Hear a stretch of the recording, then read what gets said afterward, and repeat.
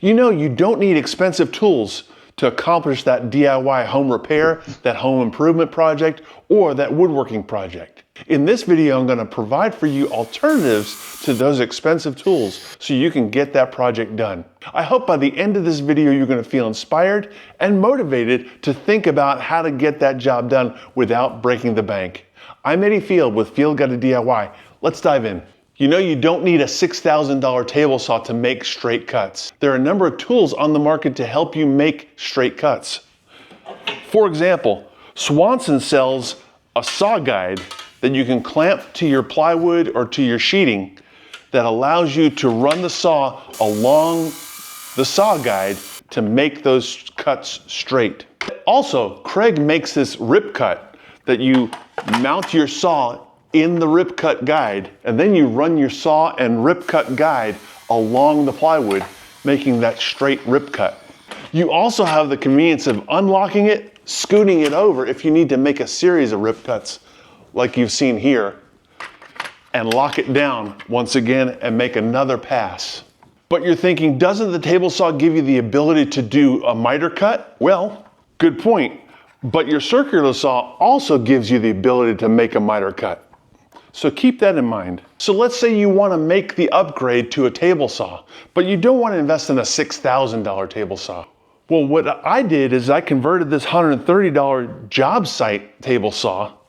I took the legs off, I modified this workbench to receive the job site table saw so that it can function like a full-blown table saw, complete with outfeed table that swings up and locks into place. So now I can handle large panels and sheets of plywood. And when I'm done with it, I just release it and fold it and put it out of the way without breaking the bank. And here's another thing, you don't need an $800 combination miter saw for simple cuts. And if you're having trouble making straight cuts with a circular saw, you can use a framing square as a fence to ride your saw alongside and make a straight cut. You see, one of the most common comments that I have on the hidden bookcase doorway video is, well, I don't have $10,000 worth of equipment. Well, the fact is, I don't have $10,000 worth of equipment either, and I didn't use $10,000 worth of equipment to make that bookcase. Now sure, I used my Bosch miter saw to make those cuts. I mean, why have it if I'm not gonna use it? But I didn't have to.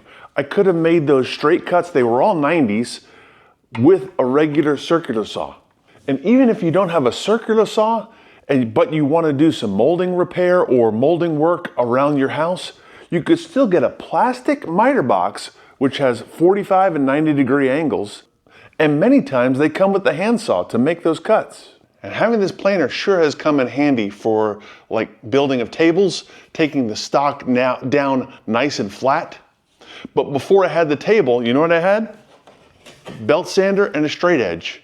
That's right, I would assemble the panels, glue the tables together, and see where my high spots and my low spots were. Mark on the table surface, and then come by with the belt sander, little bit at a time, that's the key. Just a little bit at a time, take those high spots down and check it again. In fact, that's how I leveled this red oak table that you see here. And speaking of our dining room table, you know, when you're gluing up pieces of wood, like in this case our red oak, you want those seams to be practically invisible. Well, I had not yet inherited this joiner. And so what I ended up using was the table saw. That's right, I would rip these long pieces of red oak and put them together to see how they fit. If there was any gap or waviness, I would then make another pass, taking off 1/8 of an inch at a time. Check them again until that gap is gone. And that's what you see today. I bet you'd be hard pressed to see where some of these seams are. But I know what you're gonna say. Isn't a joiner or a high-dollar table saw make it easier for you? Absolutely, it makes it tons easier for you. But the point I'm making is you don't have to put off those projects until you get that big shop with all this equipment. With a little ingenuity and creativity, you can tackle that project right now. Now, I used to think the only way to build strong cabinets was by cutting rabbet or dado in your cabinet sides. But that was before I discovered how to build cabinets with a pocket hole jig. You see, the pocket hole jig has opened my eyes to how to make strong cabinets with a bead of glue and a few screws. So you don't have to have the table saw with the dado blade in there. And another thing, you don't have to have a scroll saw or a bandsaw in order to make intricate cuts.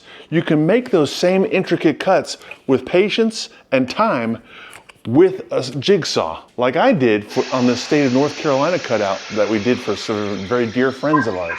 Now, I'm not gonna lie, having a drill press on hand sure is extremely helpful, especially when you're having to drill repeated holes of the same size, diameter, etc.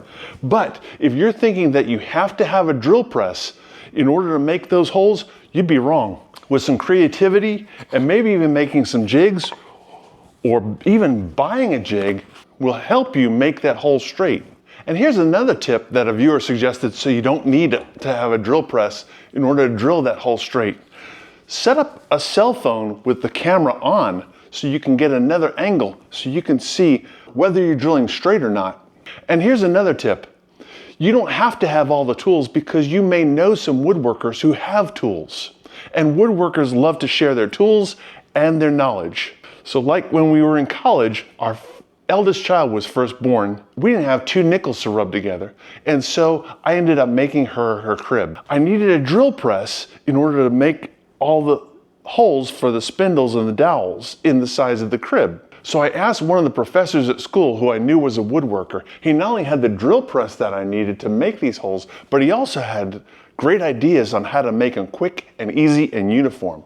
You know you don't need an expensive, extensive pipe or bar clamp collection in order to assemble your projects, right? With a little creativity, ingenuity, you could use a ratchet strap to assemble your cabinets or assemble your tabletop. Did I overlook a creative way to avoid having to buy that expensive tool? Drop them in the comments below. I'd love to hear what you say. I'm Eddie Field with Field Guided DIY, reminding you, quit putting off that project. You got this.